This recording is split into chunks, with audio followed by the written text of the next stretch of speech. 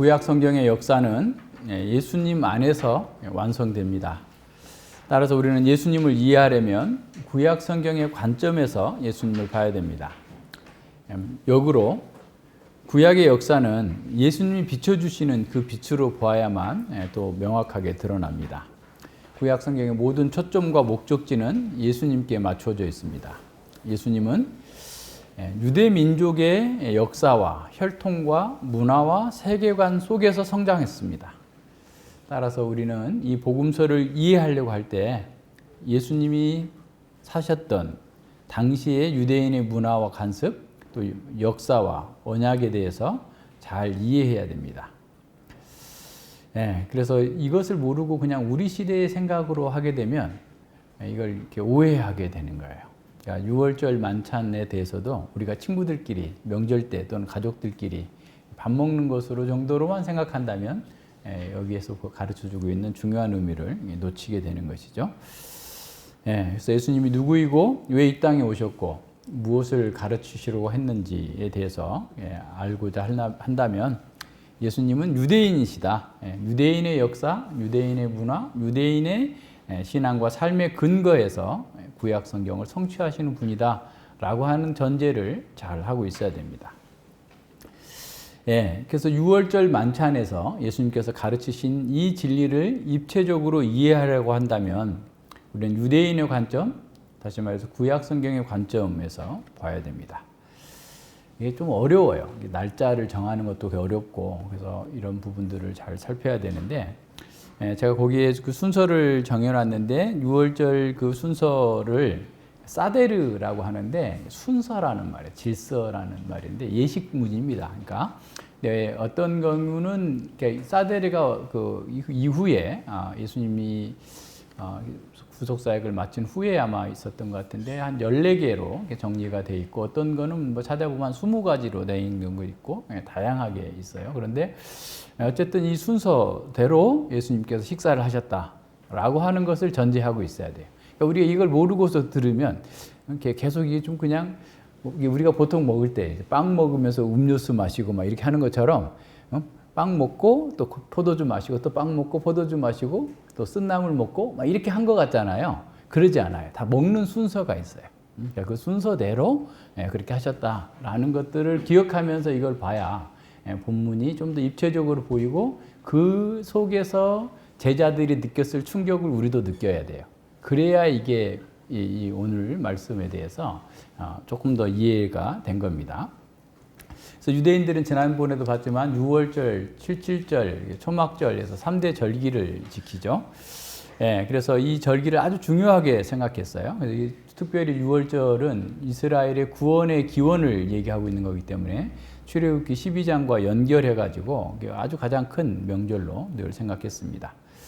근데 유대인들은 지금이야 우리가 3번 먹지만 우리나라 옛날에 밥 2번 먹었어요. 과거에 조선시대에. 그러니까 요새 밥 투정하면 안 돼요. 너무 많이 먹어서 고민이에요. 그죠? 근데 예전에 유대인들도 밥을 2번밖에 안 먹었어요. 보통 10시에서 11시 사이에 간단하게 먹습니다. 무슨 뭐 정찬을 먹는 게 간단하게 먹고 해지기 직전쯤에, 그러니까 한 오후 4시나 5시 정도에 주 식사를 해요. 그때는 조금 잘 먹는, 그러니까 하루 중에 그렇게 식사를 해서 2번밖에 식사를 하지 않았다라고 하는 것을 기억해요. 근데 평소에는 해가 지기 전에 다 밥을 먹은 거예요. 그러니까. 그죠? 근데 이 6월절 식사는 해가 진 후에 시작돼요. 그러니까 굉장히 특이하죠? 그러니까 이거를 생각해야 됩니다. 그리고 보통의 식사에서는 빵과 물 정도만 먹었는데, 이 6월절 식사에서는 빵과 포도주와 무교병이죠. 무르 없는 빵과 포도주, 또 쓴나물 등등 해서 이렇게 말린 뭐 대추야자, 뭐 아몬드 뭐 이런 것들 같이 해서 먹는 아주 풍성하게 잔치니까. 그리고 양다리, 양을 구운 고기까지 같이 해서 이렇게 먹는 그런 상황입니다. 그리고 이 사람들은 포도주를 지금처럼 이렇게 각각에 먹는 잔이 아니라 대접 큰 거 있잖아요. 우리 무슨 트로피 있죠? 그거는 이제 사실 로마 시대에 만든 건데 어디 가서 무슨 뭐 대통령배 무슨 축구 대회 하면 무슨 트로피 해가지고 이렇게 나오잖아요. 멋지게. 그렇게 큰 잔에다가 서로 돌려서 마신 거예요. 그러니까 거기에 지금 12명의 제자와 예수님이 앉아 있으면 13명, 또 그타 몇 명이 더 있었다면 15명이 한 잔에, 큰 잔에다가 마시는데 그것을 4개의 잔으로 마시니까 4개가 아마 잔이 없었을 거예요. 한 잔 다 마시고 난 다음에 다시 채워서 또 마시고. 그래서 이제 이걸 다 마시라고 했을 때 예수님 먼저 마시고 또 제자들이 다 돌려서 다 마시는. 그래서 4개의 잔이 있어요. 4개의 잔은 왜 그렇게 했냐면 출애굽기 6장 6절과 7절에 보면 하나님께서 이스라엘 백성들을 구원해 내실 때 내가 너희들을 애굽에서 구출해내겠다, 구원하시겠다. 그리고 또 뭡니까? 내가 너희 오른손의 능력으로 구원하시겠다. 그리고 내가 너희 하나님이 되겠다. 너희 내 백성이 되겠다라고 하는 그 4가지의 언약을 기억하면서 포도주를 4잔을 마셨어요. 그러니까 첫 번째 잔이 시작하는 거고, 그 다음에 마지막 잔, 4번째 잔이 마신 거고, 그 다음에 2번째와 3번째 잔 사이에 지금 예수님의 가르침이 다 들어있어요. 그러니까 그것을 기억하면서 이걸 이렇게 좀 보시면 좀 더 편합니다. 그리고 그 식탁은 이렇게 긴 식탁이 있으면 옆에 이제 U자형으로 쭉 돌아가 있는 의자가 있어요. 그러니까 의자도 누울 수 있는, 왼쪽 손으로 이렇게 받치고, 약간 기대서 눕고 이렇게 있는 거예요. 누가복음에 보면 요한이 예수님의 몸에 기대가지고 이렇게 있는 거예요. 이렇게 그렇게 있는 그 상황인데 그렇게 앉아 있어요. 원래 이것은 유대인들이 이렇게 앉아 있었던 게 아니고 헬라 문화예요. 근데 헬라화가 많이 돼버리잖아요. 그러니까 마카비 혁명 이후에 마카비를 따랐던 많은 사람들도 그 사람들이 다 사두개인이잖아요. 헬라화 돼버린 사람들인데 그 헬라 문화가 다 들어온 거죠. 우리도 지금도 일본식 문화가 우리에게 있는 것처럼 근데 거기는 뭐 오랫동안 그렇게 돼 있었기 때문에 그 이후에 이렇게 먹게 된 겁니다. 그래서 그 유월절 식사 순서를 보면 첫 번째가 여기 좀 들어가 있지 않지만 등을 먼저 밝혀요. 유월절에 그러니까 왜냐하면 이게 유대인의 저녁부터 시작돼요. 해질 때부터 하루가 시작돼. 그래서 이제 그 다음 날 해 질려까지야. 그러니까 이게 계속 계절이 바뀌면서 해지는 시간이나 이게 다르잖아요. 그러니까 이게 애매하잖아, 시간이 따지고 보면. 그래서 이제 안식일 날 같은 경우는 해가 여명이 있기 전에 불을 켜놔. 등을 세게 켜요. 큰 불을. 보통 날은 등을 조그마한 걸 켜면, 예를 들어서 우리로 따지면 뭐 50룩스를 킨다면 안식일 날은 100룩스만큼 밝은 등을 킨단 말이야. 왜 그러냐? 이제 우리는 세상과 구별된 사람이다. 그러니까 안식일은 구별된 날이다. 뭐 이런 식의 생각을 해가지고 불을 밝히는데, 이 유월절 잔치에도 불을 먼저 밝힙니다. 불을 밝히고 난 다음에 여기 순서대로 이제 그 집례자가 가장이 집례하면서 그 축제의 잔을 그 잔을 축복하는 거예요. 하나님께 송축하는 거죠. 이 잔을 주셔서 감사합니다. 구원해 주셔서 감사합니다 하면서 첫 번째 잔을 마셔요. 첫 번째 그러니까 아까 얘기한 것처럼 큰 잔을 서로 나눠 마신단 말이에요. 나눠 마시고 난 다음에 손을 씻는 것이 있어요. 여기 좀 빠져 있죠. 손을 씻는데 그 손을 씻을 때 예수님이 발까지 씻어준 거예요, 제자들을. 이해하시겠죠? 지금 2월절 그 장면이에요. 13장에도 요한복음 13장에도 발을 씻어주시는 겁니다. 그리고 쓴 나물을 이게 초 같은 거에다가 이렇게 찍어서 먹어요. 그러니까 그 죽 같은 데다 이렇게 먼저 먹습니다. 그러고 난 다음에 이제 그 음식을 가져오는데 이것도 음식도 큰 쟁반에 이렇게 가져오는 거예요. 그러니까 나와 함께 손을 넣는 자가 나를 팔리라 했을 때 유다가만 넣은 게 아니라 제자들이 다 넣었어요. 이따가 보겠지만. 그러니까 그런 의미를 잘 보면서 봐야 이게 무슨 내용인지 더 잘 보입니다. 그래서 그 가져오고, 그러고 난 다음에 이제 그 집에 가장 어린 아들이, 원래 유월절은 가족 행사예요. 어린 아들이 묻습니다. 왜 우리는 다른 때는 오후에 해 있을 때 밥을 먹었는데 오늘은 깜깜한 밤에 먹나요? 부터 시작해가지고 4개의 질문을 해요. 그러니까 왜 이렇게 쓴 나물을 먹는? 다른 때는 막 다른 것도 막 먹었는데 왜 쓴 나물을 먹나요? 왜 오늘은 누룩 없는 빵을 먹나요? 다른 때는 다 빵 있는 걸 먹는데 누룩 없는 빵을 먹나요? 뭐 등등의 이런 질문을 4개의 질문을 합니다. 그러면 그것에 대해서 아버지가 다 설명을 해줘요. 집례하는 사람이. 그래서 왜 이렇게 되는 거다. 그래서 하나하나 설명을 해줍니다. 그래서 다 설명을 해주고 그러고 난 다음에 이제 하나님을 찬양해요. 그게 지금 어떤 거예요? 113편과 114편을 찬양하는 거예요. 우리가 구약에 애굽에 있을 때 이렇게 고통스럽게 생활하다가 하나님께서 우리를 구원해 주셨다. 우리는 그걸 기념하고 또 장차 올 하나님의 영원한 구원을 기다리는 사람이다라고 하면서 이 시편 13편, 113편, 114편을 찬양하고 어떤 경우에는 115편까지 찬양을 하는 경우도 있고 그렇습니다. 그러면서 이제 두 번째 잔을 마셔요. 두 번째 잔을 마시고, 그러고 난 다음에 이제 그 무교병을 떼주는 거예요. 그러니까 그것도 이제 집례하는 사람이 떼서 주는 거죠. 이렇게 무교병을 떼서 이게 나눠줍니다. 그러면서 그 떡의 의미를 또 설명해줘요. 그리고 나물과 과일을 같이 먹는 거죠. 딱딱하니까 무교병은 쇠기가 들어있지 않기 때문에 그런 것들과 함께 같이 먹는 거예요. 그래서 계속해서 식사를 같이 하다가 근데 너무 늦지 자정을 넘기지는 않아요. 그래서 자정 때까지는 보통 이 순서대로 아까 얘기한 것처럼 세데르의 순서대로 하면은 아주 간략하게 진행해도 2시간 걸리는 거예요. 유월절 식사가 이 순서대로 진행을 하면서 하면 그렇게 하면서 굉장히 기쁘고 즐겁게 이렇게 하는 거죠. 그리고 세 번째 식사가 끝날 때 세 번째 축복을 하고 두 번째 그 할렐 부분 애굽 할렐루야 시편을 부르는 거예요.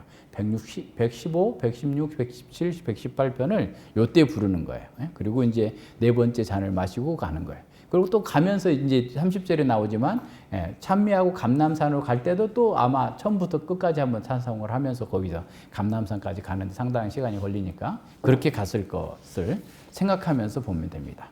그래서 이런 유월절 식사 시간을 잘 생각을 하면서 이 본문을 봐야만 이제 예수님의 말씀이 뭔가 좀 더 분명하게 드러납니다. 17절로 19절에서는 예수님의 때가 찼다라고 선언하십니다. 무교절 첫날에 제자들이 예수께 나와서 가로되 유월절 잡수실 것을 우리가 어디서 예비하기를 원하시나이까? 가라사대 성한 아무에게 가서 가로되 선생님 말씀이 내 때가 가까웠으니 내 제자들과 함께 유월절을 내 집에서 지키겠다 하라 하시더라. 하신데 제자들이 예수님의 시키신 대로 하여 유월절을 예비하였더라 그랬어요. 여기서 또 하나의 난제가 있는데 예수님이 언제 식사를 했느냐 이게 굉장히 어렵습니다. 그래서 유월절 날 식사를 하셨다는데 유월절 식사인지 전날 한 건지 요한복음에는 유월절 전이라고 분명하게 얘기하고 있거든요. 그러면 이제 이거는 우리가 아까 얘기한 것처럼 우리는 자정을 기준으로 해서 날짜가 바뀌지만 그 사람들은 오후부터 시작하는 거예요. 그러니까 지금 그러니까 니산월 14일이 시작되는 시점에서 예수님은 어떻게 보면 유월절 식사를 하신 겁니다. 그러니까 잘 보세요. 그러니까 목요일, 우리로 따지면 목요일이에요. 목요일 날 저녁이 돼야 이제 그 유월절이 되는 거예요. 유월절이 시작되는 날이에요. 근데 그때 밥을 먹지 않아요. 유월절의 공식 식사는 언제 하냐면 목요일부터 유월절이 시작돼. 14일부터 시작되죠. 그리고 금요일 날 목요일 그러니까 우리로 따지면 이제 우리 시간으로 보세요. 목요일 날 밤부터 시작해 가지고 이제 유월절이 시작돼서 금요일 날 저녁 오기 전까지가 유월절이잖아요. 그죠? 이해하시겠어요? 이해돼요? 그러면 예수님이 지금 원래는 공식적인 유월절 식사는 금요일 밤에 하는 거야. 그래서 목요일 날 오후에 해질기 직전에 양을 잡아요. 예수님이 돌아가신 시간이 그 시간이에요. 무슨 말인지 아시겠어요? 이거 중요해요. 이거 제대로 개념을 안 잡으면 이게 자꾸 헷갈리는 거예요. 그러니까 예수님이 밤에 이 유월절 하루 일찍 하신 거 쉽게 말하면. 그래서 예수님의 유월절 상에는 양고기가 없는 거예요. 예수님이 스스로 양이 되셔서 죽으실 거니까. 그러니까 공식적인 유월절 만찬은 유대인들은 금요일 날, 우리로 말하자면 금요일 날 저녁에 하는데 예수님은 지금 목요일 저녁에 유월절 날 시작하는 날부터 한 거예요. 그런데 왜 무교절이 시작하면서 유월절 식사를 하는 거예요. 근데 무교절을 왜 그러면 유월절인데 마태는 무교절이라 했을까? 유월절과 무교절은 그냥 하나로 봤어요. 연결돼서 뿐만 아니라 유월절 전부터 하루 전부터 집안에 누룩을 싹 없애잖아요. 그래서 그냥 유월절과 그 무교절을 하나로, 그러니까 하나로 유월절을 전체라고 그냥 유월절이라고 하고 무교절을, 그리고 유월절도 무교절이라고도 하는 거예요. 그래서 무교절이라고 하는 거예요. 그리고 이제 그 후에 그랬는지 예수님 당시에 그랬는지 모르겠는데 유대인들 사이에는 그 14일 또 유월절 전 13일에도 그런 그 게임을 한다고 그래요. 집안에서 가족들과 무슨 게임이냐면 집안의 누룩 찾기 게임. 집안에 누룩이 없어야 되니까 일주일 동안 이제 누룩 없는 빵을 먹어야 되는데 누룩이 없어야 되는데 누룩이 나오면 안 되잖아요. 그래서 엄마가 어디다 숨겨놔. 침대 밑에나 어디나 숨겨놓으면 자식들은 불을 다 밝게 켜놓고 막 누룩 있나 막 찾아가지고 찾는 사람한테 상도 주고 막 일부러 그런 내용들을 더 깊이 있게 깨닫게 하려고 그렇게 한다는 거예요. 예수님 당시 그것까지 했는지 안 했는지 모르지만 어쨌든 미리 하루 전에 그냥 다 이렇게 누룩을 없애버리니까 유월절도 무교절이라고 불렀던 것이 통합적으로 그렇게 불렀던 것이 그냥 당시의 관행이었어요. 그러니까 마태는 그 유대인 크리스찬들에게 이 마태복음을 썼기 때문에 유대인 크리스찬들 그렇게 말하면 다 아는 거예요. 근데 요한은 모르는 사람들도 있으니까 그것에 대해서 또 그렇게 밝혀준 거예요. 그러니까 그런 내용들에 대해서 이해하시면 돼요. 그러니까 요한이 말한 그 19장, 요한복음 19장이나 그 뒤에서 그 얘기하고 13장에서 얘기하고 있는 것들도 보면 그 유월절 식사하기 그 공식적인 식사 하루 전에 식사했다라는 것으로 동등하게 나타납니다. 그래서 그 내용들을 잘 생각하시면 그렇게 어렵지 않는 거죠. 그래서 예수님께서 자신의 죽음과 유월절 양이 죽는 시간을 맞추기 위해서 오히려 하루 일찍 제자들과 함께 그 식사를 하셨다. 그래서 유월절 공식 식사 자리였다고 한다면 예루살렘에서 그 자리를 구할 수가 없었을 수도 있어요. 무슨 말인지 아시겠어요? 그러니까 하도 좀 순례자들이 많이 올라왔기 때문에 예루살렘에서 그 지부를 구한다라는 것은 만찬을 함께 할 수 있는 지부를 구하는 게 굉장히 어려워서 사람들이 텐트를 가지고 오거나 그리고 가져왔어도 텐트 칠 자리가 성 안에는 없으면 성 밖에다가 텐트를 치고 뭐 감람산이나 그 주변에서 머물면서 유월절 식사를 가족들과 함께 했던 그 일주일 동안 머물면서 그렇게 했던 것들을 생각해 보면 예수님께서 이렇게 그 유월절 식사하는 그 상황도 그렇게 봤다라고 하는 것을 보면 됩니다. 예, 그래서 그 예수님은 양을 잡기 전인 그 니산월 14일 저녁, 그러니까 유월절이 시작되는 그 밤에 그 식사를 하셨고 죽으신 것은 유월절 날 오전 9시에 십자가에 달리셔가지고 오후 3시에 운명하시는 그 상황이고 그 무렵에 유대인들은 양을 잡았다라고 하는 시간과 연결이 된다는 사실을 기억해야 됩니다. 예, 그래서 예수님께서는 이 유월절 식사 전에 자신이 죽으실 것을 알려주시고 그것을 식사를 하게 된 겁니다. 그래서 누가복음 22장 1절에 보면 제자들에게 내가 고난받기 전에 너희와 함께 이 유월절 먹기를 원하였노라. 그러니까 그냥 맥없이 돌아가셔 버리면은 제자들이 그 의미를 깨닫기가 엄청 어려울 거 아니에요. 그러니까 미리 다 가르쳐 주시는 거예요. 이렇게 해가지고 이렇게 된 일이다. 이 구약의 모든 유월절과 제사 제도에서 예표했던 그 모든 것들을 내가 지금 성취하는 순간이다. 라고 하는 사실을 가르쳐 주면서 지금 식사를 하는 겁니다. 그래서 유월절 식사를 자신의 때, 내 때가 왔다라고 말씀하고 있는 거죠. 그래서 마태복음 안에서요, 이 때라는 말은 하나님께 정하신 결정적인 시점, 성취의 때, 완성의 때를 가리키고 있습니다. 예, 그래서 요한복음에서도 그 때가 많이 나오는데 요한복음에 사람들이 예수님을 잡아 죽이려고 했지만 예수님의 때가 되지 않아서 잡지 못했다. 뭐 또 예수님의 어머니 마리아가 포도주가 없습니다. 그러니까 내 때가 아직 안 됐다라고 얘기하기도 하고, 예, 또 예수님의 동생들이 여기 갈릴리에 있지 말고 유대로 좀 가라. 그러니까 왜냐하면 유대에서 지금 예수님을 죽이려고 하는 사람들이 많아서 지금 예수님은 갈릴리 와 있는데 빨리 거기 가라고 할 때 예수님께서 내 때가 안 됐고 너희 때가 있으니까 너희는 먼저 가라 하고 나중에 올라가시기도 하고, 때라는 말씀이 자꾸 주어지고 있는데 이것은 요한복음에서는 항상 예수님의 죽음과 부활을 가리키는 그 때를 얘기합니다. 그리고 하나님께서 창세전에 예정하셨던 하나님의 백성들을 구속하기 위한 결정적인 그 시간을 때라고 하는 것이죠. 예수님의 때가 왔다라는 말은 지금 바로 아담 하와가 타락한 이후에 모든 인류가 고통 가운데 떨어져 있는데 그것을 역전시키는 그때가 지금 예수님께서 그 일을 하시려고 왔다라고 말씀하시는 거예요. 그러니까 예수님을 죽이려고 했던 대제사장들과 또 기득권 세력들은 민요가 날까 두려우니 우리가 다음에 죽이자라고 했지만 예수님께서는 내 때가 왔으니 그 일을 행한다라고 하시면서 나아가시는 거죠. 예, 그래서 아담의 범죄 이후로 찾아온 인간의 모든 실패와 절망, 죄와 사망에 종사하려 하는 그 인간의 운명이 극적으로 바뀌는 날이 바로 예수님께서 정하신 바로 그때입니다. 그래서 구약의 모든 예언이 메시아가 죽고 부활을 통해서 하나님 나라가 회복되는 그 때를 성취하시는 것이 지금 다가왔다라고 선언하고 계십니다. 이제 하나님의 아들이 이 땅에 오셔서 이루고자 했던 그 궁극적인 목적이 이룰 시간이 되었다라고 선언하고 계시는 겁니다.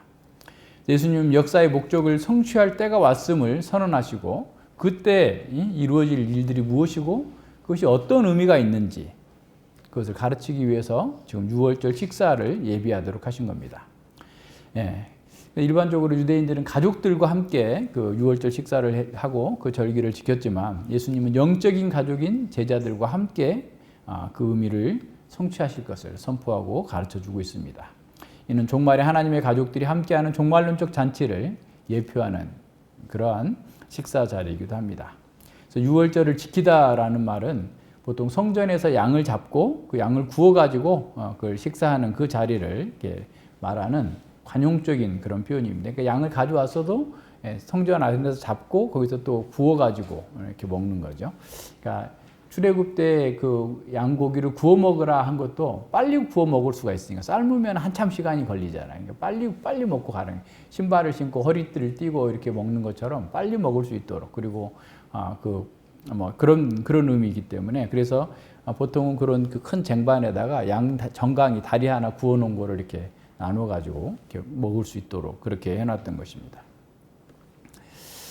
예, 그래서 그 예수님께서 미리 이야기라도 한 것처럼 어떤 사람에게 가면 이제 어디 가다 보면 이제 그 누가복음인가요? 마가복음에 보면 물동이 잃고 가는 사람 따라가서 그 주인한테 우리 주인이 만찬 자리를 달라 한다 하니까 이제 큰 다락방을 내주고 어떤 사람은 마가의 다락방이다 이런 표현도 하는데 어쨌든 그것은 뭐 중요한 게 아니니까 그래서 생략했습니다. 그래서 제자들이 가서 그것을 유월절 식사를 예비한 거예요. 그래서 주님의 때 구약의 이 때를 얼마나 많이 기다려요. 그래서 여호와의 날 주님의 때와 늘 겹치는 그 날입니다.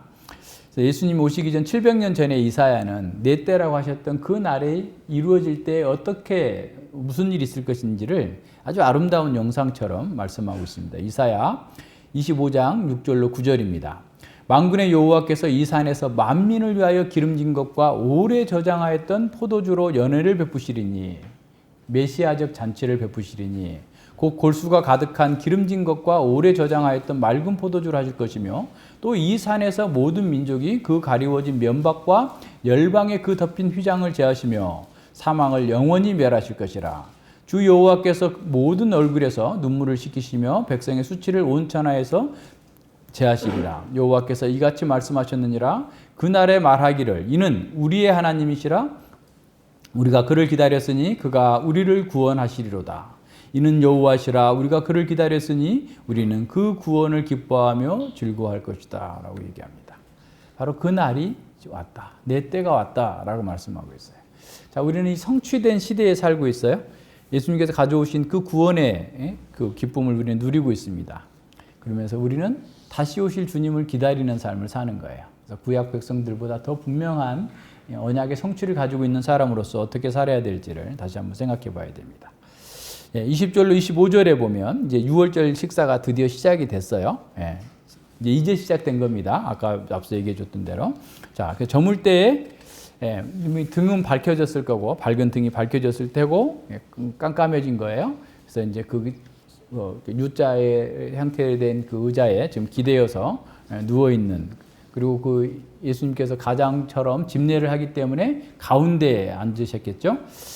그래서 그 식사를 하는 거예요. 그래서 예수님께서는 그 유월절의 의미를 설명하고 감사와 축복의 성용을 한 후에 첫 번째 포도주 잔을 돌리는 거예요. 첫 번째 큰 잔을 아마 예수님께서 먼저 마시고 이렇게 돌리고 있는 그 상황을 이렇게 보여주고 있습니다. 그래서 그때 이제 아까 얘기한 것처럼 손도 씻고 발도 씻겨주시고 쓴나물도 먹고 이렇게 했던 그 상황 후에 예수님께서는 전통적인 유월절 예식문에는 없는 아주 충격적인 선언을 하십니다. 저희가 먹을 때에 이르시되 내가 진실로 너희에게 이르노니 너희 중에 한 사람이 나를 팔리라. 어떤 사람은 포도주를 먹다가 푹 버텼을 수도 있었을 거예요. 너무 놀래가지고. 여러분 그 상황을 한번 생각해 보세요.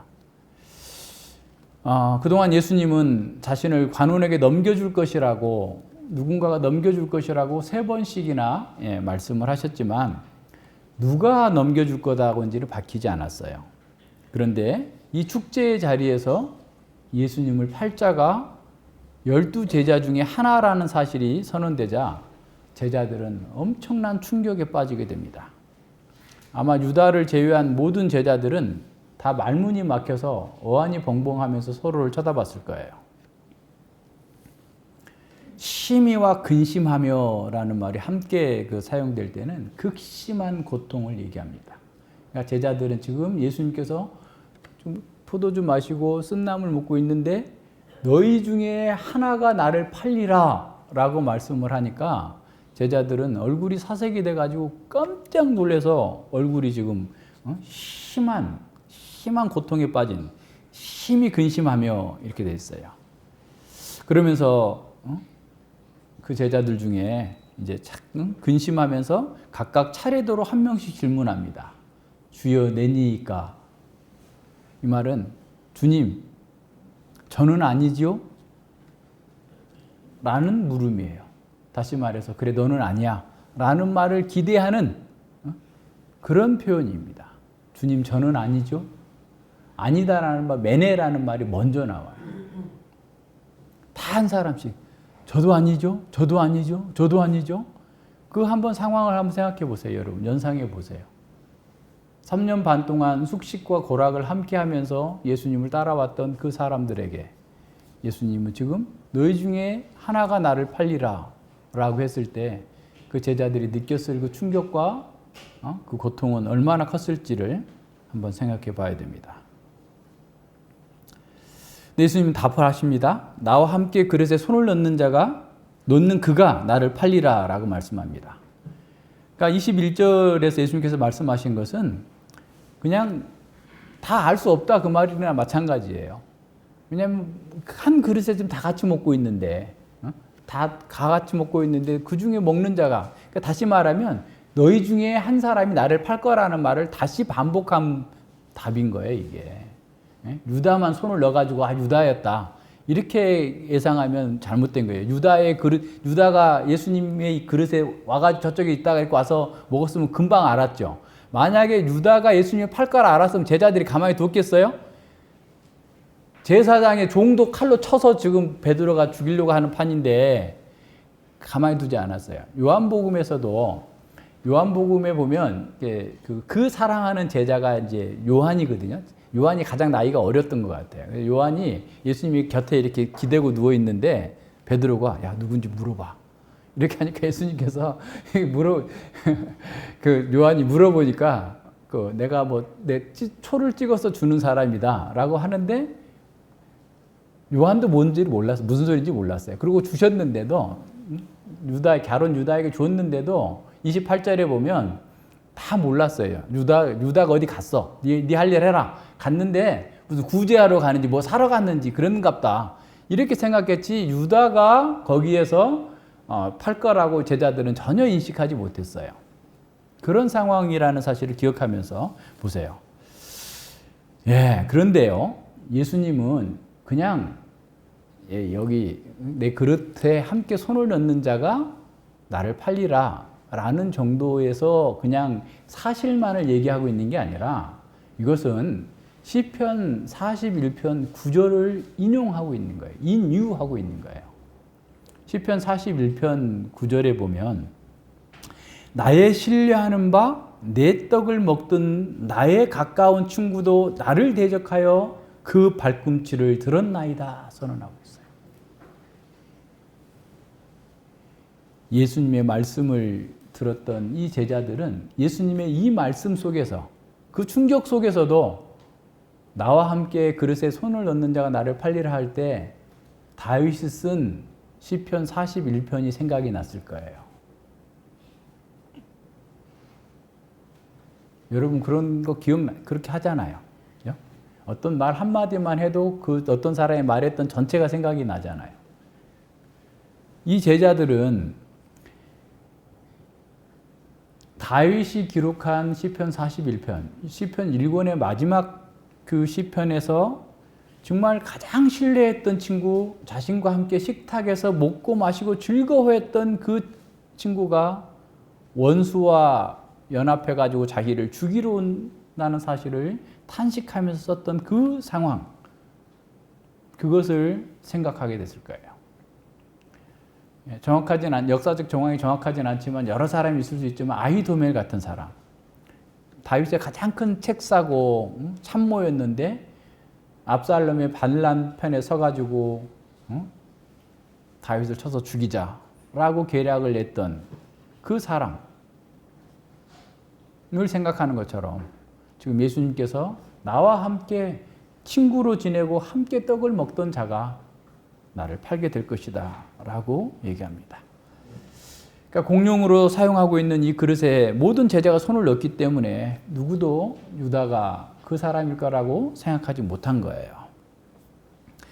그래서 요한복음 아까 얘기한 것처럼 요한복음에서도 그렇게 했어도 유다도 베드로도 이해하지 못한 거예요.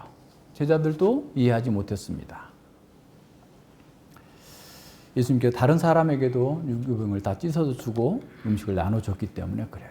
그러면서 예수님은 이 모든 일이 기록된 대로 일어나야만 하지만 그럼에도 자신과 떡을 함께 먹던 자가 배신한 것에 대한 책임은 사라지지 않을 거다라고 선언하십니다. 24절입니다. 인자는 자기에게 기록된 대로 가거니와 인자를 파는 그 사람에게는 화가 있으리로다. 그 사람은 차라리 나지 아니하였다면 제게 좋을 뻔하였느니라. 인자는 자기에게 주어진 기록된 대로 간다라는 말이 죽는다라는 말의 완고급법입니다. 인자는 기록된 대로 죽으실 거다라는 거예요. 그래서 구약에 있는 모든 제사 제도는 사실 메시아의 고난과 죽음을 성취하기 위한 거죠. 그것을 보여주는 것이었죠. 예수님 바로 그 죽음을 간다라는 것은 구약에 있는 모든 제사 제도가 예언하고 예표했던 바로 그 죽음의 자리로 가고 있다라고 선언합니다. 그렇다고 그래서 예수님께서 기록된 대로 죽음으로 간다 할지라도 예수님을 판 자에게 죄가 없어지는 것은 아닙니다. 그 배신자는 화를 입게 될 것인데 그 화가 얼마나 큰지 차라리 태어나지 않는 것이 저에게 좋을 뻔하였다라는 거예요. 끔찍한 배신에는 영원한 그 형벌이 기다리고 있음을 선언하고 있습니다. 그러자 유다가 깜짝 놀래가지고 라비어 내니까 라고 예수님께 질문합니다. 질문의 내용과 순서는 똑같은데 저는 아니죠? 라는 말인데 뭐가 달라졌어요? 호칭이 달라졌어요. 라비어. 제자들은 주여라고 했는데 이 유다는 라비어 그랬습니다. 마태복음 문맥에서 제자들이 예수님을 라비어라고 부른 적이 한 번도 없어요. 랍비라고 불렀던 사람들은 다 외부인이라는 거예요. 예수님에 대해서. 다시 말하면 마태가 불어 랍비어라고 불렀다라는 것은 유다는 처음부터 예수님의 제자의 공동체에 속한 사람이 아니었다라는 것을 보여주기 위함이고, 뒤에 가서 이제 49절에 보면 예수님께 입맞추러 오면서도 랍비어라고 안녕하십니까? 라고 하는 거예요. 다른 제자들은 큐리오에 주님이라고 부르는데 이 유다는 랍비어라고 부르고 있다는 걸 통해서 유다는 처음부터 예수님의 참된 제자가 아니었고 예수님을 그냥 다른 많은 랍비들 중에 하나 정도로, 서기관들 중에 하나 정도로 생각했다라고 하는 것을 드러내 보여주고 있습니다. 예수님 내가 말하였도다 라고 말함으로써 긍정도 부정도 아닌 답인 것 같지만 나는 너의 의도를 다 알고 있다 라는 그런 의미로 말씀하고 있습니다. 나중에 대제사장과 빌라도의 질문에도 예수님 이런 방식으로 대답을 하십니다. 가장 신뢰했던 사람들이 배신하는 그 상황은 참으로 쓰라린 것입니다. 그래서 다윗이 말했던 그 고통과 예수님께서 말씀하신 바가 무엇인지를 우리는 생각해 볼 수 있어요. 그 상황을 직접 겪지 않아야 되겠지만 겪지 않고는 이해할 수 없을 정도로 고통스러운 일이기도 합니다. 시편 41편을 전체적으로 보면 A, B, A- 교차 대조 구조로 이렇게 되어 있는데, 첫 번째는 뭐냐면 하나님의 원리적인 은혜, 1절로 그 4절까지는 하나님의 원리적인 은혜를 보여줍니다. 근원적인 은혜를 보여주고 5절부터 9절까지가 대적들의 비난이에요. 그리고 10절부터 13절까지가 경험된 하나님의 은혜를 얘기합니다. 근데 그 5절부터 9절까지 보면 그 대적들이 얼마나 쓰라리게 다윗을 공격했는지를 보게 됩니다. 나의 원수가 내게 대하여 악담하기를 저가 어느 때에나 죽고 그 이름이 언제나 멸망할꼬 하며. 아픈 사람한테 저거 언제 죽지? 맨날 질병으로 고통당하고 있는 사람한테 언제 죽을지 몰라 라고 하면서 조롱하는 사람들 있잖아요. 그러면서 나를 보러 와서는 거짓을 말하고 앞에서는 다 좋은 말을 해요. 근데 그 중심에는 간악을 쌓고 있어요. 그런 사람들이 있어요. 그리고 나가서는 이를 광포하면서 턱에 자기의 허물이나 이런 잘못된 것들을 막 또 떠버리고 다니면서 괴롭게 하는 거예요. 나를 미워하는 자가 다 내게 대하여 수군거리고 나를 헤아리고 꾀하며 이르기를 악한 병이 저에게 들었으니 저가 눕고 다시 알지 못하리라 하오며. 일어나지 못하리, 알지 못하니까 일어나지 못하리라 하오며. 병 들었으니까 이제 저 죽었 일어나지 못할 거야 라고 하면서 공격한다는 거예요. 근데 그 사람이 모르는 사람이 아니라 나의 신뢰하는 바 내 떡을 먹던 나의 가까운 친구도 나를 대적하여 그 발꿈치를 들었나이다. 이럴 정도로 그 배신자의 운명이, 그 악함이 그게 드러나는 겁니다. 유다는 이스라엘의 구원을 기다린 사람이고 메시아 왕국에서 한 자리를 차지하기 위해서 예수님을 따랐던 사람이에요. 그는 열심히 섬겼기 때문에 그 공동체의 회계 업무까지 담당했던 사람이에요. 머리도 좋고 계산이 빠른 사람이었습니다. 그러나 가룟 유다는 자신의 기대와 다른 길을 가는 예수님과 함께 할 수 없었어요. 12제자 중에 한 사람으로서 아주 친밀하게 예수님과 3년 반 동안 함께 다니면서 친밀하게 교제했지만 자신의 이익에 반하거나 손해볼 상황이 오면 가차없이 배신한 겁니다. 눈앞의 이익에 따라서 움직인 거죠. 그래서 자신이 배신이 들통이 날까봐 랍비여 저는 아니지요? 제자들과 똑같은 질문을 합니다. 말은 그럴듯하게 할 수 있지만 그 마음에 무엇을 원하고 있는지 숨길 수 없을 겁니다. 모든 신앙은 위기적 상황이 왔을 때 드러납니다. 정통 신앙을 고백하는 것에 그게 다가 아니에요. 정말 위기가 왔을 때 그 고백한 신학을 신앙으로 드러내는가 인 거예요. 그러니까 진정으로 위기일수록 주님을 의지하고 주님의 말씀대로 살아가는 사람, 그 사람이 참된 사람인 겁니다. 많은 사람이 마음이 없는 말로 사람들을 속일 수 있습니다. 저는 아니죠? 하지만 주님은 다 알고 계십니다. 주님께서 결국 다 드러내실 거예요. 하나님께서 세우신 그 신실한 사람들을 괴롭게 하는 것으로 그들의 정체성이 드러납니다. 우리가 마태복음 24장에 그 충성된 종과 악한 종의 그 차이를 본 것처럼 충성된 종이 새 것과 옛 것을 곳간에 가져와서 그 가족들을 섬기는데 악한 종은 그걸 미워하는 거예요. 왜 미워합니까? 자기 행위가 악함이 드러날까 봐서 그런 거죠. 그걸 통해서 드러납니다. 알게 됩니다. 시편 55편 12절로 13절에는 이렇게 말씀합니다.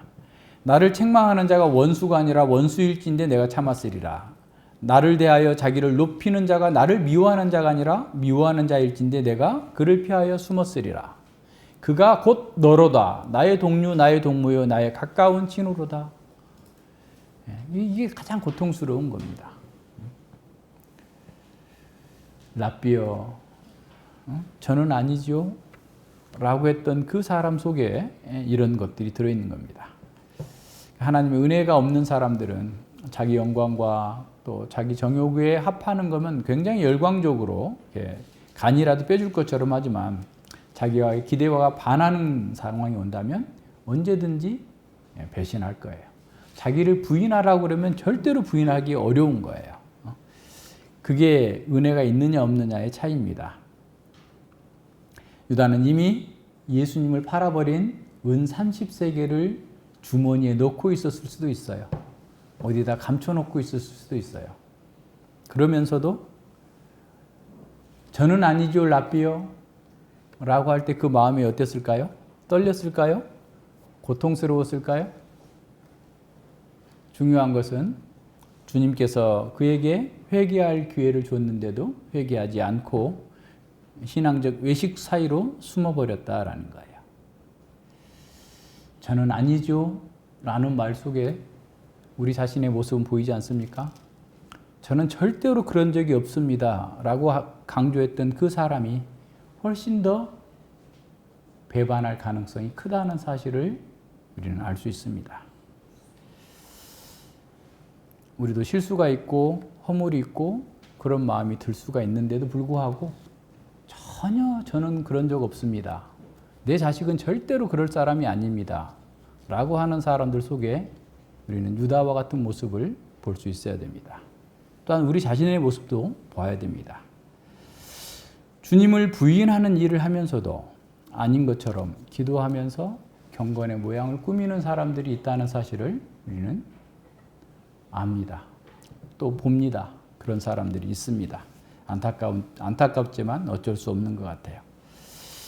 26절과 28절에서 이제 예수님과 그 제자들이 관례대로 유월절 의미에 대해서 묻고 답하는 세 번째 의식이 들어왔어요. 그죠? 그래서 아까 얘기한 것처럼 요한이 아마 이렇게 질문을 했다면 이렇게 계속 물었겠죠. 네 가지 질문을 했겠죠. 그 집에 가장 어린 아이가 한 것처럼 그렇게 하면 그거를 이제 가장이 쭉 대답해 주는 그런 상황에서 이게 이제 그 미래 그 시편을 찬송을 하고 그 구원에 대해 설명하고 하나님을 찬양하는 그런 자리에 온 거죠.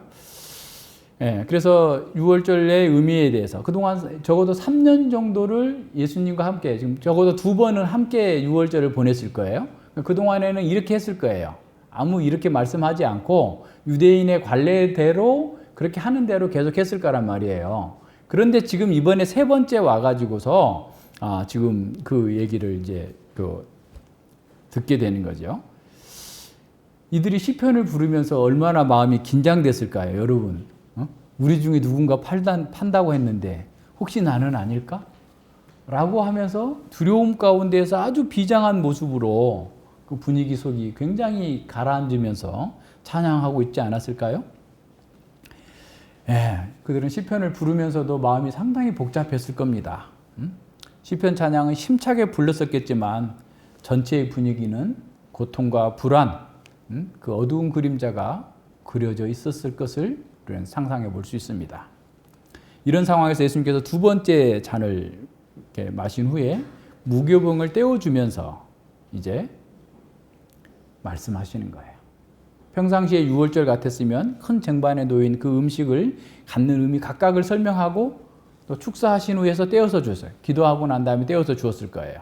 가령 이 무교병은 우리 조상들이 먹었던 고난의 떡이다 라고 이렇게 설명해 주면서 주었을 거예요. 그런데 예수님께서는 그 무교병을 떼면서 그 모든 관례를 다 깨트려 버리고 또다시 파격적인 선언을 하는 겁니다. 저희가 먹을 때에 예수께서 떡을 가지사 축사하시고 떼어 제자들에게 주시며 가라사대 받아 먹으라 이것이 내 몸이니라. 무슨 소리야? 고난의 떡이라고 해야 될 그동안 하셨던 그 예수님께서 갑자기 이 떡을 떼어주면서 이걸 받아 먹어라 이것은 너희를 위한 내 몸이다 라고 말씀하시니까 또 깜짝 놀란 거예요. 여러분 그 생각을 해봐야 돼요. 예를 들어서 제가 지금 여기 나와 우리 가끔 그런 적 있잖아요. 찬송가 해야 되는데 빼먹고 다음 순서 넘어가게 되면 앞에 어떤 사람이 빠졌어요 이렇게 얘기해 주자는 것처럼 그렇게 이거는 그래도 별거 아니에요. 그죠? 근데 갑자기 지금 완전히 그 순서는 똑같이 가는데 내용을 지금 다르게 얘기하시는 모습을 들으면서 이 사람들은 깜짝 놀란 겁니다. 제자들은 그 제자들이 놀랬던 그 상황을 한번 생각해 보세요. 놀랬을 그 상황을. 그러니까 다시 말하면 그 몸을 찢으면서 나눠주는 것은 예수님께서 그 몸이 잔인하게 찢기실 것을, 그래서 죽임을 당하실 것을 선언하신 겁니다. 다시 말하면 예수님은 그동안에 이스라엘 백성들이 유월절을 지키면서 이것은 고난의 떡이다 라고 받아 먹었는데 바로 그 고난의 떡으로서 자신의 몸을 예표했다라고 말씀해 주시고 있는 겁니다. 그러니까 제자들은 전혀 예상하지 못했던 거죠. 아니, 생각조차 하기도 싫었겠죠. 적어도 제자들은 예루살렘 입성할 때 수많은 무리들이 성전에서 어린아이들까지 호산나 다윗의 자손이여 구원하소서라고 막 지금 한 지가 며칠 됐다고. 그런 정말 누군가 제자들 중에 한 사람이 예수님을 팔더라도 결국 예수님께서 승리하셔서 보좌에 오르실 것을 일말에 기대하고 있는 그 사람들 앞에서 예수님께서 자신의 몸이 산산이 부셔지고 깨어져서 이걸 받아서 먹어야 된다라고 말씀하셨을 때 그들이 받은 충격은 이루 말할 수 없었을 거예요. 그래서 그들의 기대는 산산조각 나고 받아 먹으라 라고 하는 그 명령 속에도 구약의 그 고난의 떡을 받아 먹으면서 그 고난의 떡과 자신들을 일치시켰던 것처럼 지금 예수님의 고난과 자신들을 일치시켜라. 다시 말하면 인격적으로 예수님의 고난에 동참하라 라고 하는 그 명령이 그 속에 포함되어 있음을 그들은 알고 있었던 겁니다. 예, 그래서 이 먹는 것과 마시는 것을 함께하는 식탁의 교제는 사람들에게 예수님의 그 희생의 유익과 그 복을 전달하는 겁니다. 그래서 맥나이트라고 하는 신학자는 이렇게 말합니다. 만일 그 떡이 잔과 연결되고 잔이 희생적인 죽음과 연결된다면 예수님이 나누신 고난의 떡은 그분의 죽음에 참여하는 것이 된다. 이것이 의미하는 바는 지금 예수님과 동일시되는 그 떡이 제자들에게 주어지고 그들은 예수 그리스도의 죽음에 참여하며 그 결과 그들은 예수님의 죽음으로 유익을 얻을 수 있다라는 거다. 떡을 받아 먹는 것은 결국 예수님과 동일시하는 거다라는 겁니다. 고난에 동일시하는 거예요. 예, 또 식사가 끝날 때쯤 예수님께서 세 번째 잔을 주시기 전에 감사하면서 제자들에게 또 이렇게 말씀합니다. 너희가 다 이것을 마시라. 이것은 죄 사함을 얻게 하려고 많은 사람을 위하여 흘리는 바 나의 피 곧 언약의 피니라 라고 말씀합니다. 이 말씀도 파격적인 선언이죠. 통상적인 그 유월절 식사였다면 세 번째 잔을 송축하고 감사하는 기도를 합니다. 복되도다 우리 주 하나님 우주의 왕 포도나무를 주시는 하나님이시여 라고 축복하면서 그 포도주 잔을 세 번째 잔을 마시는데 예수님 그 포도주 잔을 주시면서 이것은 죄 사함을 얻게 하려고 많은 사람을 위하여 흘리는 바 나의 피 곧 언약의 피다라고 선언합니다. 그러니까 예수님은 이 포도주를 새 언약의 피라고 말씀합니다. 이 언약의 피라고 얘기하면 모든 사람들은 무슨 생각해요? 출애굽기 24장 8절에 있는 하나님과 언약을 체결하고 십계명을 받고 온 모세가 양을 잡아서 그 언약서 기억나시죠? 언약서와 그리고 백성들에게 뿌리면서 이것은 언약의 피다라고 얘기했던 거예요. 그리고 그 언약 체결식이 끝나고 난 다음에 24장로들이 총옥 같은 하늘을 상징하는 곳에 올라가서 산에 올라가서 언약적 페스티벌에 참여하죠. 언약적 축제에 참여하고 있는 그 모습을 기억하는 겁니다. 사실 이것은 아브라함과의 언약에서도 창세기 15장에서 아브라함 언약 속에서 짐승을 다 쪼개잖아요. 쪼개고 원래 그 두 사람이 가야 되는데 하나님과 아브라함이 함께 걸어가야 되는데 아브라함은 졸고 있을 때 하나님께서 횃불로 지나가면서 그걸 태우시죠. 언약적 피를 언약을 확정하는 그 상황입니다. 이 언약의 피는 스가랴 9장 11절에도 동일한 예언이 나옵니다. 스가랴 1장 8절까지 해서 열방들을 심판하시겠다고 하시고 9절로 11절로 12절에서 메시아가 오셔서 그들의 언약을 회복하실 것을 이렇게 말씀합니다. 스가랴 9장 11절로 12절입니다. 또 너로 말할진대 내 언약의 피를 인하여 내가 너의 갇힌 자들을 물 없는 구덩이에서 놓았나니 소망을 품은 갇혔던 자들아 너희는 보장으로 돌아올지니라. 예수님께 메시아에게 돌아오라는 거예요. 내가 오늘 또 이르노라 내가 배나 내게 갚을 것이라 그랬어요. 그러니까 언약의 피를 통해서 구원하시겠다고 하는 그 스가랴의 언약대로 예수님께서 그 언약의 피를 흘리실 것을 죽으실 것을 이렇게 말씀하신 겁니다. 하나님은 그 언약의 피로 인해서 갇힌 자들을 물 없는 구덩이에서 건져내실 것. 물 없는 구덩이는 죄수나 감옥에 갇힌 자들, 포로에 빠져 있는 사람들을 가리키는 겁니다. 그러니까 죄와 사망의 포로가 되어 있는 사람들을 언약의 피 흘림을 통해서 그래서 언약적 저주를 당하심으로 말미암아서 많은 사람들을 구원하실 것이다라고 선언하시는 겁니다. 그러니까 유월절이 예표했던 구속적 의미가 예수님이 흘리신 그 언약의 피를 통해서 성취될 것들 이렇게 선언해 주고 있는 겁니다. 그래서 예수님의 속죄의 죽음은 이사야 53장의 고난의 종에 대해서 말씀하신 것처럼 그것을 성취해 가시는 겁니다. 이사야 53장 11절로 12절에 보면 가라사대 그가 자기 영혼에 수고한 것을 보고 만족히 여길 것이라 나의 의로운 종이 자기 지식으로 많은 사람을 의롭게 하며 또 그들의 죄악을 친히 담당하리라. 이러므로 내가 그로 존귀한 자와 함께 분깃을 얻게 하며 강한 자와 함께 탈취한 것을 나누게 하리니 이는 그가 자기 영혼을 버려 사망에 이르게 하며 범죄자 중 하나로 헤아림을 입었음이니라. 그러나 실상은 그가 많은 사람의 죄를 지며 범죄자를 위하여 기도하였느니라 라고 말씀하죠. 그러니까 이사야 53장에 나와 있는 그 메시아의 죽음을 예수님께서 성취하시고 계심을 보여줍니다. 예수님이 언약의 저주를 짊어지시고 우리를 대신해서 죽으심으로 말미암아서 새 언약이 우리에게 새겨지게 됩니다. 우리 마음에 새겨지는 거죠. 그래서 에레미야 31장 그 31절로 34절에 보면 새 언약을 주실 거다. 그래서 그 새 언약은 우리 마음판에 하나님의 율법을 기록해서 여호와를 알게 될 거다라고 하는 겁니다. 예수님은 자기의 피 흘림과 죽음을 통해서 하나님의 백성들 사이에 하나님과 백성들 사이에 새로운 언약 관계가 이루어질 것을 선언하신 겁니다. 하나님의 백성 공동체는 이제 예수님의 희생 위에, 예수님의 피 흘리심 위에 세워진 겁니다. 떡과 잔을 먹고 마심으로써 예수님의 죽음의 유익에 동참하는 자들이 새 언약의 공동체에 참여하게 됩니다. 이제는 혈통과 민족, 빈부와 귀천 그 모든 차별들을 뛰어넘어서 예수님의 피 안에서 모든 사람들이 새 언약 공동체에 참여하게 됩니다. 구약의 모든 언약이 예수 그리스도의 몸이 찢기시고 흘리신 피를 통해서 완전히 새롭게 갱신되었음을 보여줍니다. 자, 이렇게까지 하고 이제 시편 115편부터 118편까지 찬양을 하는 거예요. 그런 후에 29절이 나옵니다. 29절에 보면 떡과 잔에 대한 그 예수님의 말씀을 다 그 죽음에 초점이 맞춰져 있음을 선언하시고 난 후에 그 죽음 너머에 생명이 있음을 또한 선언하시는 거예요. 29절입니다. 그러나 너희에게 이르노니 내가 포도나무에서 난 것을 이제부터 아버지의 나라에서 새 것으로 너희와 함께 마시는 날까지 마시지 아니하리라 그랬어요. 네 번째 잔을 마시고 이제 폐회하면서 이렇게 말씀하시는 거죠.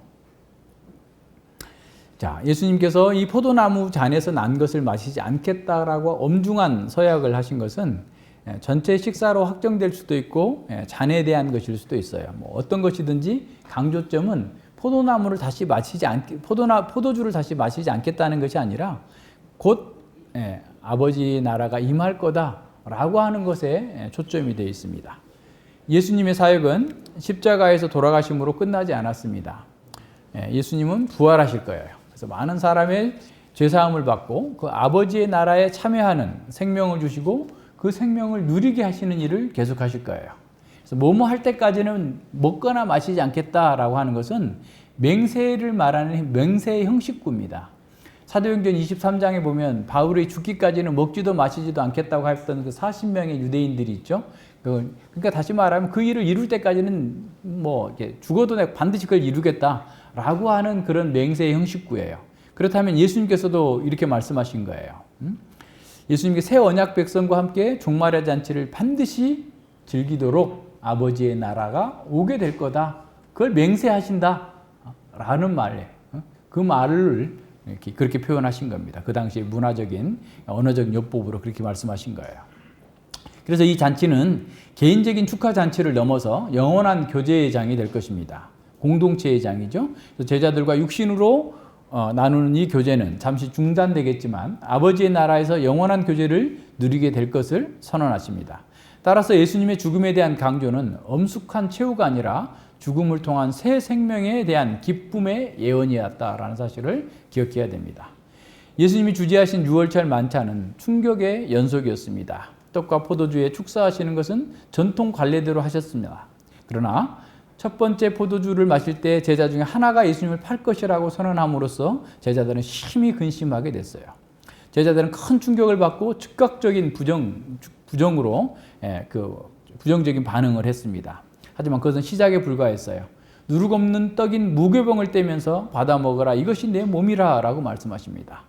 예수님의 몸을 먹는 사람이 생명을 얻습니다. 예수님의 죽음에 참여하는 것이 곧 주님의 몸을 먹는 것입니다. 주님은 세 번째 잔을 돌리면서 너희가 다 이것을 마시라.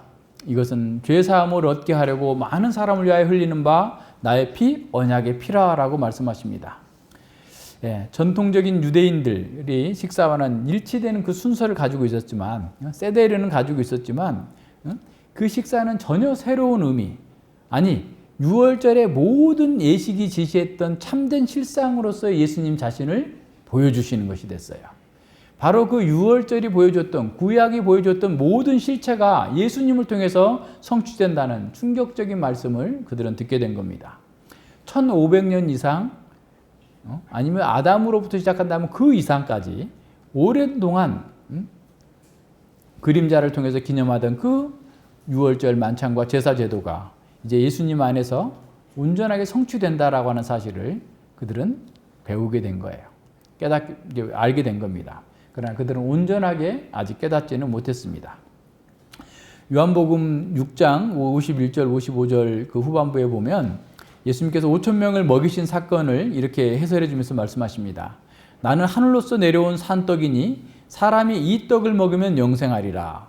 나의 줄 떡은 곧 세상의 생명을 위한 내 살이로다.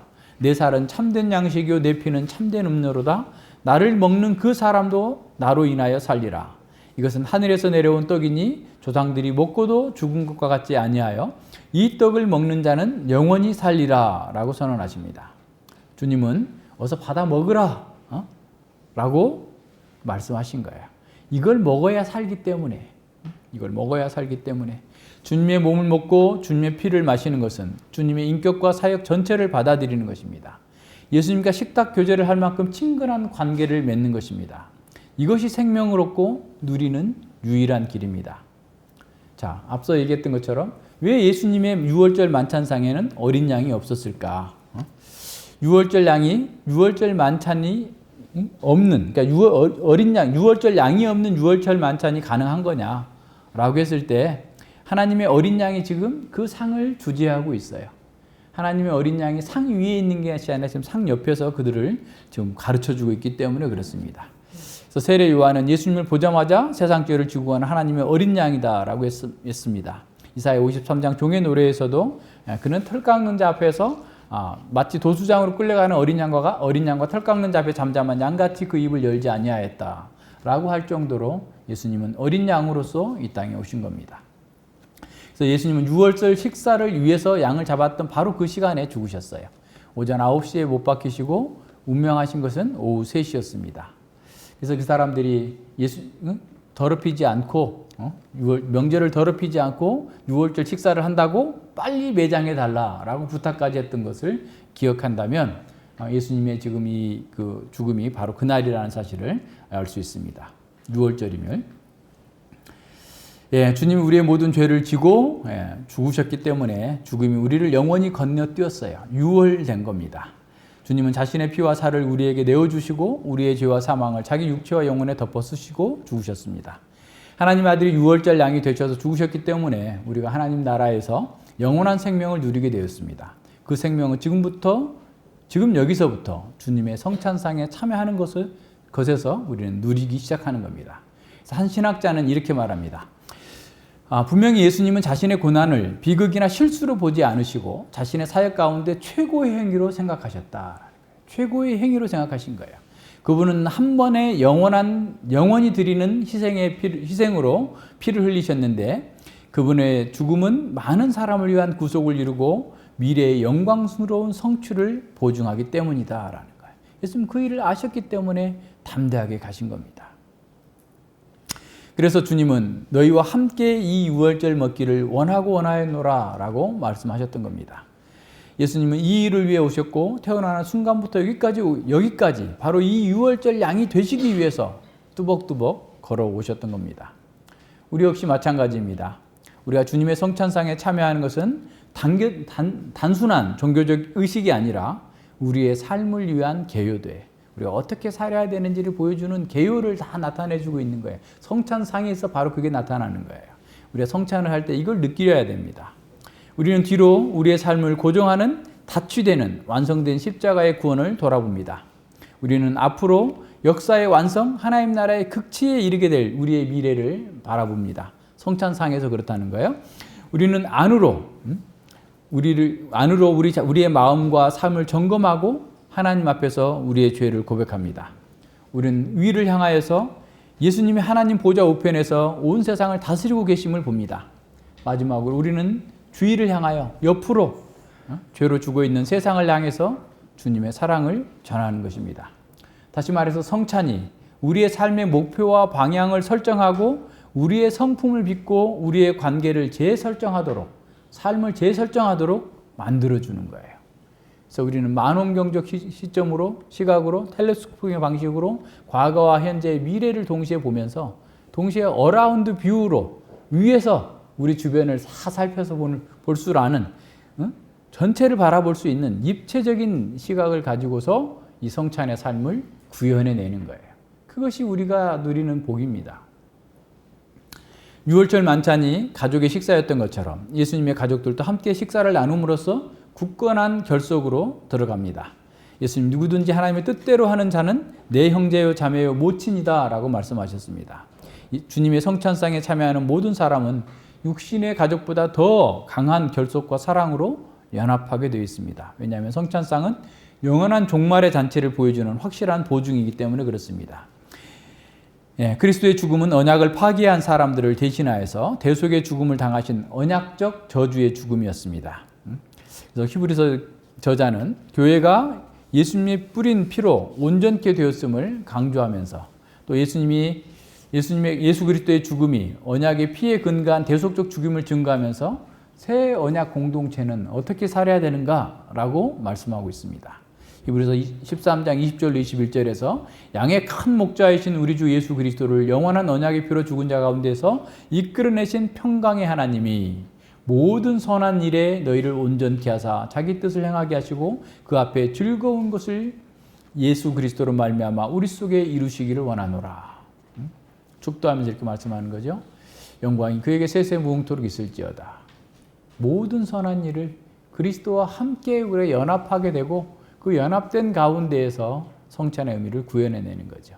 그래서 우리가 개혁교회 성찬 예식문에서도 자기를 돌아보고 자기를 성찰하고 그리고 그리스도의 죽으심을 기념하고 우리의 죄사함을 확신하고 그리고 성도의 교제 가운데 들어가고 그리스도의 재림을 소망한다라고 하면서 우리는 성찬을 행하는 겁니다.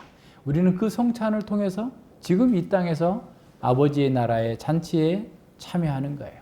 그래서 그 종말의 잔치를 미리 내다보는 이 성찬을, 이 유월절 만찬을 우리는 다시 한번 기념하면서 우리 안에 주어진 그 구원의 기쁨을 또 삶으로 잘 나타낼 수 있기를 바랍니다. 기도합니다. 하나님 아버지 감사드립니다. 주님께서 저희들에게 허락하신 이 은혜가 얼마나 크고 놀라운지를 생각하게 됩니다. 창세 전에 예정하셨던 그 하나님의 때가 참으로 인간의 범죄로 말미암아서 죽었고 겹겹이 쌓였던 그 죄악들을 제거하기 위해서 참으로 인간의 모든 노력과 힘으로는 할 수 없기 때문에 하나님의 아들이 이 땅에 오셔서 우리를 위한 유월절 양이 되어셔서 죽어주심으로 말미암아서 우리의 죄가 영원히 사하여지고 하나님 나라의 그 복에 참여하는 놀라운 복을 누리게 되었음을 다시 한번 보게 됩니다.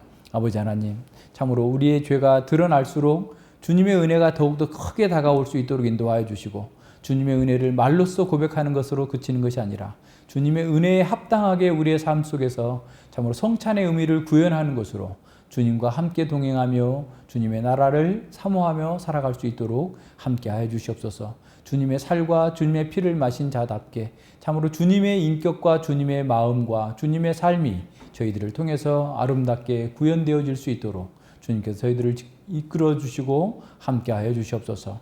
감사드리며 예수님 이름으로 기도드립니다. 아멘.